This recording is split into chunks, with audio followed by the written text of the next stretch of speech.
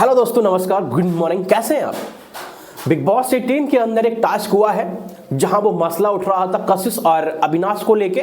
उसके लिए जुडिशियल बैठाई गई, पूरी अदालत का सेटअप किया गया और उस सेटअप में कशिश के लिए वकील खड़े किए गए थे रजत दलाल, जो उनके लिए पक्ष रख रहे थे, और करण जो है वो अविनाश के लिए पक्ष रख रहे थे। यहाँ पक्ष दोनों ने बहुत ही अच्छे तरीके से रखे, लेकिन यहाँ जो ईमानदारी सबसे ज्यादा निभाई साथियों, वो करण ने निभाई। करण ने जिस तरीके से पक्ष रखा बंदे के लिए, देखा होगा आपने, अगर नहीं देखा है तो वो आज के एपिसोड में दिखाया जाएगा।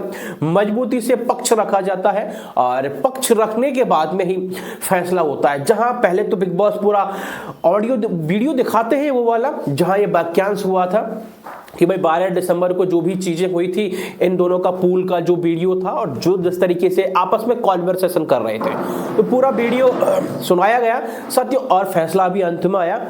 जो भी जनता वहां बैठी हुई थी जुडिशियल, उन्होंने अपना फैसला भी सुनाया जूरी ने। लेकिन साथियों सबसे बड़ी बात ये थी, यहाँ जो पूरी गलती थी वो कशिश की थी।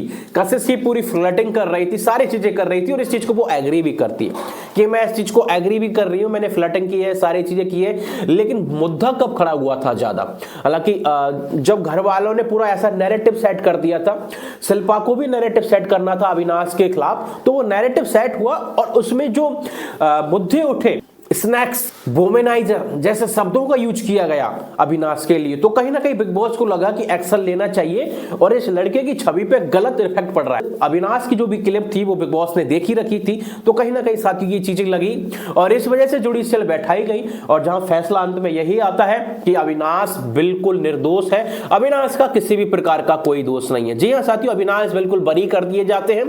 सारा जो जुर्म होता है वो पूरे तरीके से उसी के ऊपर थोप दिया जाता है, कशिश के ऊपर। जहां लगता भी मुझे यही है कि कशिश वहां हमेशा फ्लर्टिंग करती है, बचकानी हरकतें करती रहती है।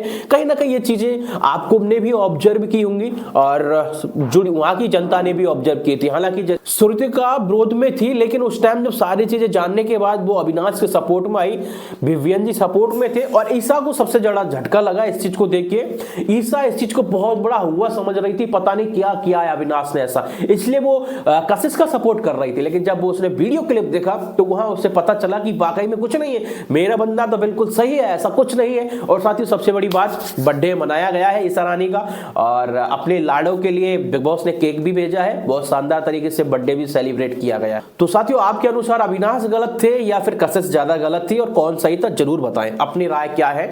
Thank you.